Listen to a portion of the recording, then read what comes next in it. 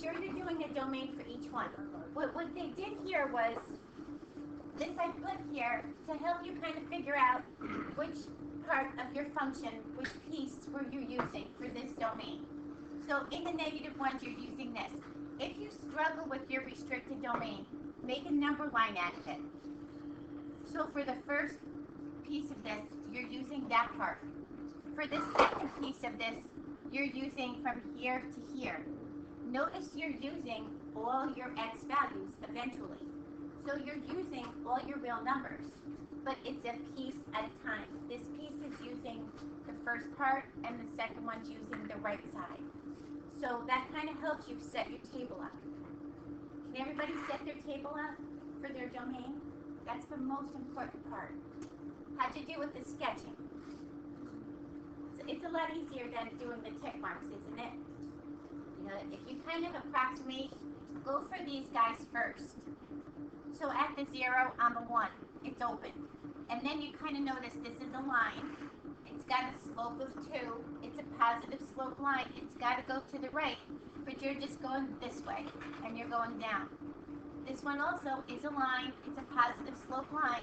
So once you do it, you can kind of just wing your line, kind of. In Algebra 2, we weren't allowed to wing anything, but here, because we sketched, you can get a better feel for it. Good? Stop me if you have any questions. Those of you that weren't here yesterday, it's just taking these and going by your restricted domains. Okay, this has 2 parabolas in here, 2 quadratics, 2 squaring functions. So the first one said use from 1, and you can use 1 all the way down. That's this restricted domain. And the second one said from 1, not including 1, all the way up. So that's how you set your tables up. 1, 2. Label them. I think if you just label them, it helps. Make sure you're not giving me this whole graph, just the piece that you need. The same with this one. I only want the piece that you need, not the whole parabola. You're only doing piecewise here. A piece of this, a piece of that. And you're making one function. It passes your vertical line test, so it still constitutes a function. Good? I kind of like these. I don't know. At the 0 again, you're going 0 and negative is your first piece, and not including 0, but all the rest is your second piece. So again, make your table, and you can see this is a parabola that opens up. 1 is positive, it's positive 1 for A. This was the parabola that opened down. The negative 2 forces your parabola to open down when A is negative. It opens down. These here again, we're just kind of here to help you figure out which one you're using, which piece you're using. Whichever one matches that domain.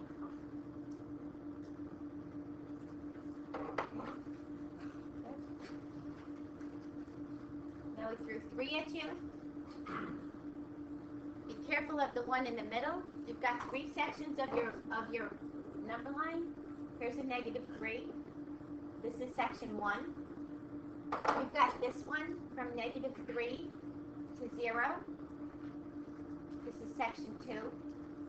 And you've got the last one from 0 on up. This is section 3. If you struggle with the domain, use a number line. It's a good visual. It helps to see which piece am I supposed to use. So draw these out first. These are your restricted domains. Draw them out first. And then set your table up. 1, 2, 3. Put each one in your y equals. Your first one's a parabola. Your second one's a line. And your last one is a parabola that's opening down. Make sure that you know, for some reason, this is cut off a little bit. If I move it, I lose this. So that's a line, that's a part of a parabola right here. Make sure that that gets rounded. Any part of your line has to be straight. But any part of your parabola has to be rounded. So You know, it's an easy way to look when you're putting it in your y equal. Try to visualize just that little piece and what it looks like.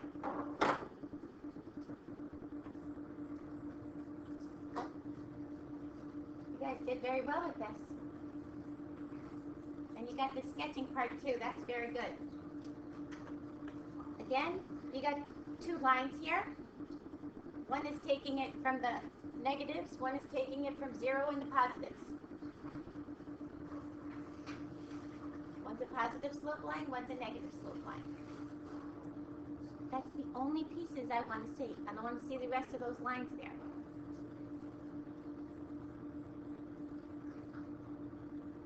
And again, you've got three segments, from 0 and negative, from 0 to 2, including 2, and from not including 2 to the positives. And all of these were lines. So they all have to be solid lines, no curves.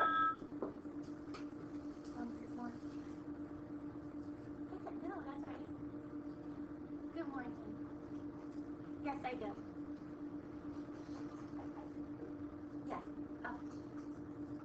Okay. Okay. Thanks, everybody. Jenny, your mom brought something to the office? Yeah, I think because they were calling me from the main office. Yeah. I need a pen.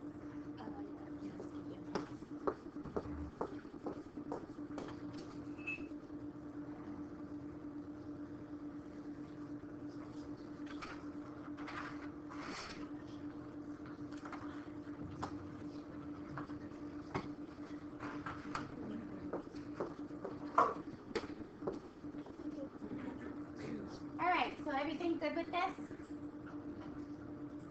Good.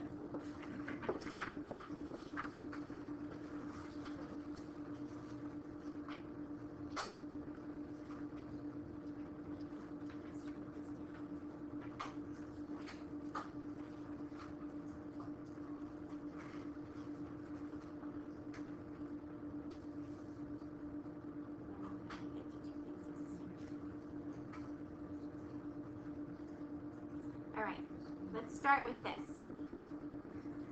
To describe your functions. All right, your functions, we're gonna talk domains and range like we always do. Domain and range. Whenever we describe a function, domain and range. Isaac. We're gonna take a basic function like this. And we're gonna describe what happens to it. We're going to talk about your parabola. We're going to say where its domain is, where its range is. We're going to talk about the maximum and the minimum points. Now, here's the difference between these. Absolute maximum means it is the absolute highest point of your graph. In other words, if I have a parabola that goes like this point is the absolute maximum point I'm going to reach. That's the highest point in my y, in my range. A relative maximum says, well, maybe you have this. And relative to this point, this is pretty high. Relative to this area. Relative to here, this is going to go on forever. It has no maximum point. So this guy does not have an absolute point, but it has a relative maximum. Relative to that spot, it's the highest point. And the same works for the minimums. If this goes on and on and on, this has no absolute minimum. But this guy here would be its relative minimum.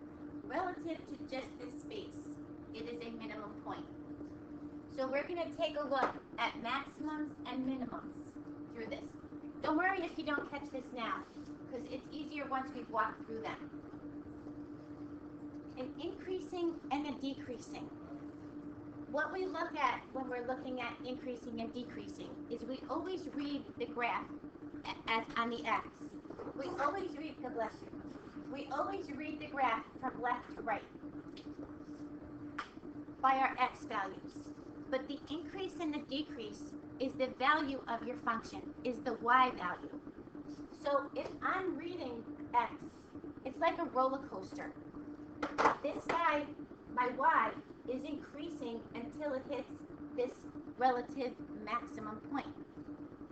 Then, as I'm going from further right, my y is now decreasing until it hits this relative minimum point. And again, like a roller coaster, my y is increasing. So we've got an increasing spot, a decreasing spot, an increasing spot. We're looking at the value of y, but we're reading your x values from left to right. So when we tell which part is increasing, we tell it by the x values. We say from negative infinity to, say this is -3. -3. It is increasing. From -3 to negative, let's say +3. It is decreasing. From 3 to infinity, it is increasing. We give our increasing, decreasing by the x value, but it's the y that we're looking at. So think of a roller coaster. As you're going up, you're increasing, and over time, right? Then you reach a certain point, then you start to decrease, and again, you increase. It's like a roller coaster. So we'll be looking at parts of your graph, different parts of it, that are increasing and decreasing. Intercepts. We always do intercepts. Intercepts are wherever it crosses the x-axis, where it crosses the y-axis. Now, remember, think a little bit differently. If I'm crossing this x-axis, here, here, here, what is the value of y?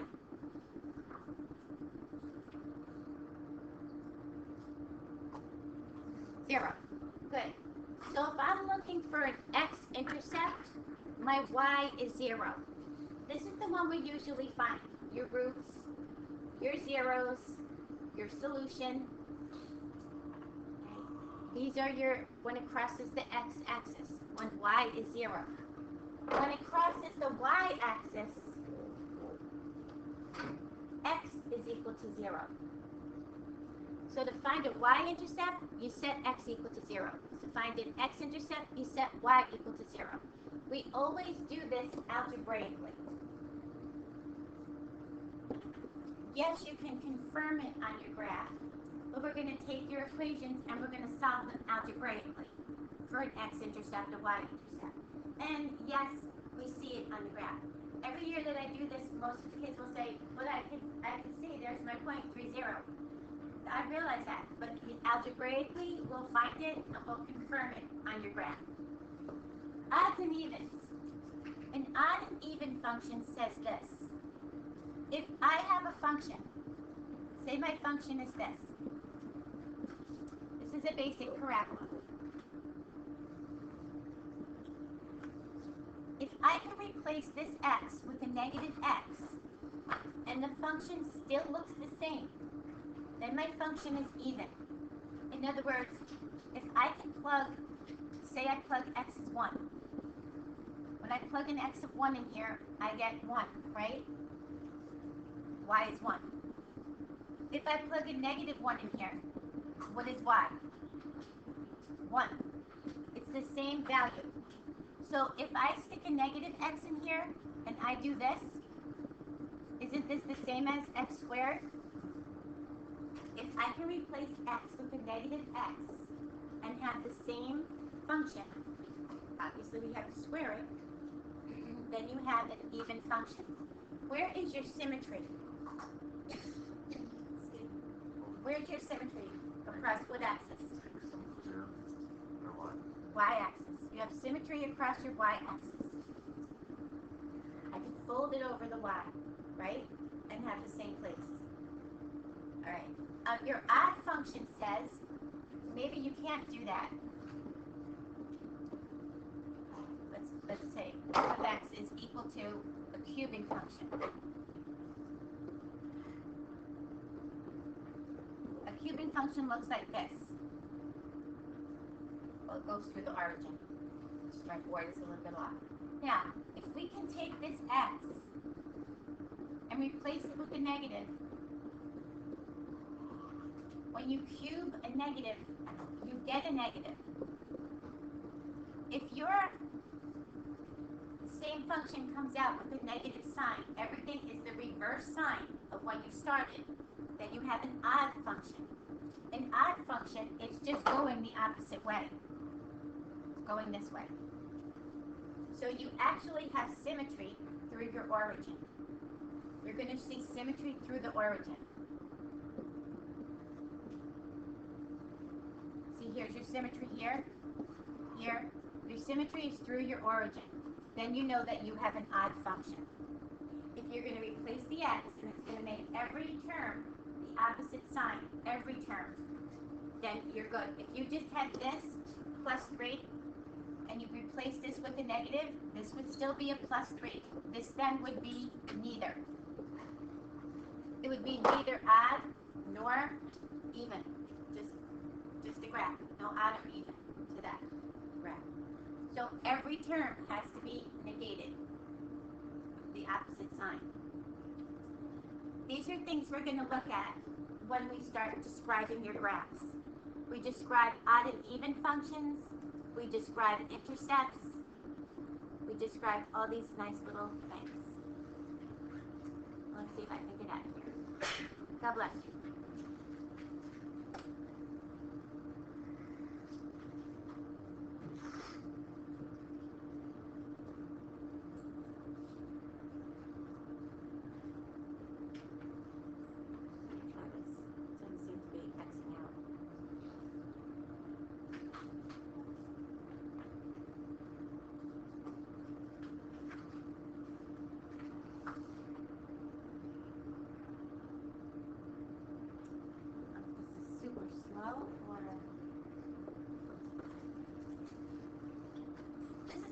Us a couple of days to go through this, because if we really go through a lot of your work with graphs, so it's going to take us a little while to exactly define everything.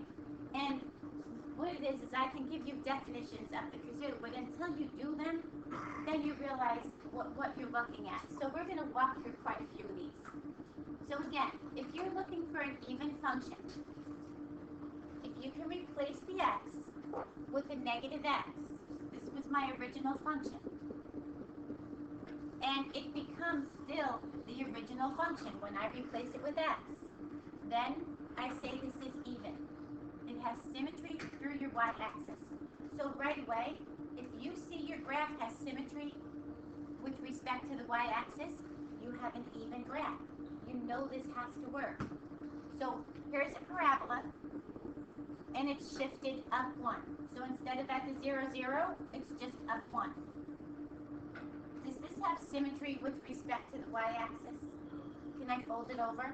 Then I know this is even. So I know if I take this and I substitute in negative x, it should come out to be the exact same function. So when I square a negative, that's a positive. And is it the exact same that I started with? Oh no. I don't know what it's doing now. But it's the exact same as this, right? So therefore, I say this is an even function. As soon as you spot symmetry through your y-axis, you know your function is even. You know when you do this, it is going to come out to be the same equation. Let's try an odd one. Odd says if you replace this with a negative, then you're going to have symmetry with respect to the origin. Your rule is, if you negate the x, you negate the y. Now, this is the easiest way to do this. Take this guy and substitute in a negative for each one. This is going to become negative x cubed plus x, right? Now, if my y is going to become negative, I should be able to factor out a negative 1. So factor out the negative 1. Isn't that the same as this, with the negative in front? Or look at this one. This has exactly the opposite signs of this. I like to factor out the negative 1. If I factor out the negative 1, that makes my y negative. And if that is true, then you have an odd function. You have symmetry with respect to your y-axis. Good?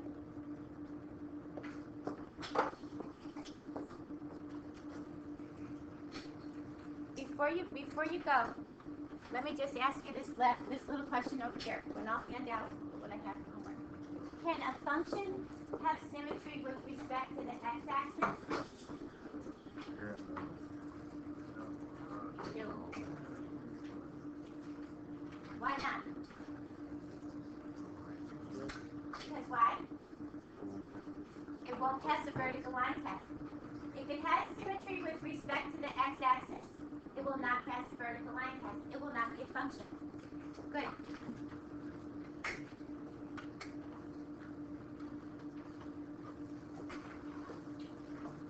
Okay, let me just tell you what parts of your homework that you can do.